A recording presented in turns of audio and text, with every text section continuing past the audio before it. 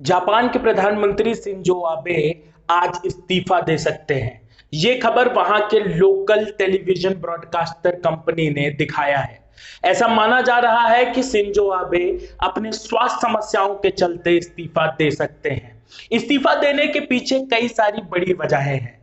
पहली सबसे बड़ी वजह यह है कि वो पिछले हफ्ते ही 2 बार हॉस्पिटल में भर्ती हो चुके हैं अपनी स्वास्थ्य समस्याओं के कारण। इस बात से कैबिनेट और बाकी लोगों का उनके ऊपर दबाव है कि स्वास्थ्य समस्याओं के चलते वो इस्तीफा दे दें। शिंजो आबे लगातार प्रधानमंत्री रह चुके हैं जापान के, वो भी 8 सालों से।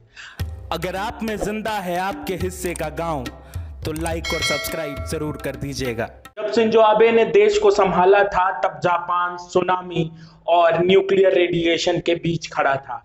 उस वक्त ना सिर्फ शिंजो आबे ने देश को संभाला बल्कि देश को वो संबल दिया जिससे वो आज उन तमाम बढ़ती हुई इकोनॉमीज के साथ कदम दर कदम आगे बढ़ रहा है। शिंजो आबे हमेशा से अपनी जिंदगी में चीजों को अलग तरीके से रखने और चीजों को अलग तरीके से समझने में कामयाब रहे हैं। उनके कार्यकाल में जहां चीन के साथ एक प्रतिद्वंदिता रही, वहीं दूसरी तरफ भारत से उनकी नजदीकियां भी बढ़ी। एक समय तो ऐसा आ गया था कि जब प्रोटोकॉल भुलाकर उन्होंने प्रधानमंत्री को खुद रिसीव किया जापान में, और प्रधानमंत्री नरेंद्र मोदी ने जब जापान के प्रधानमंत्री इंडिया आए थे तब उन्हें भी प्रोटोकॉल भुला के रिसीव किया। ये कुछ ऐसी बातें हैं जो शिंजो आबे को एक प्रधानमंत्री से कहीं ज्यादा एक बेहतर इंसान के रूप में साबित करती हैं। ऐसा माना जा रहा है कि उनके ऊपर विपक्ष और बाकी सभी लोग लगातार दबाव बना रहे थे कि आप अब अपने स्वास्थ्य कारणों के कारण इस बात में सक्षम नहीं है कि देश को बेहतर से चलाया जा सके। एक बड़ा लीडर वही होता है जो अपनी लीडरशिप से ज्यादा अपने नीचे वालों की लीडरशिप को डेवलप करता है। मीडिया के लोग हमेशा खबरों को बड़ा करके दिखाते हैं, लेकिन ये वक्त इसलिए जरूरी है क्योंकि एक बड़ा लीडर अपने देश की कमान छोड़कर सिर्फ इसलिए जा रहा है क्योंकि अब उसे आंतरिक तौर पर महसूस होता है कि वो अपने स्वास्थ्य समस्याओं के कारण काबिल नहीं रहा।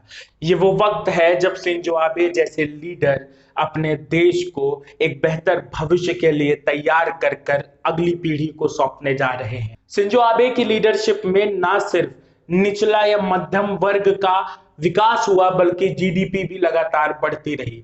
उनके टेक्नोलॉजी फ्रेंडली होने के कारण जापान में टेक्नोलॉजी में बहुत सारे निवेश हुए और बहुत सारे ऐसे स्टार्टअप शुरू हुए जिनका पूरा सिग्निफिकेंस और ज्यादा बढ़ गया।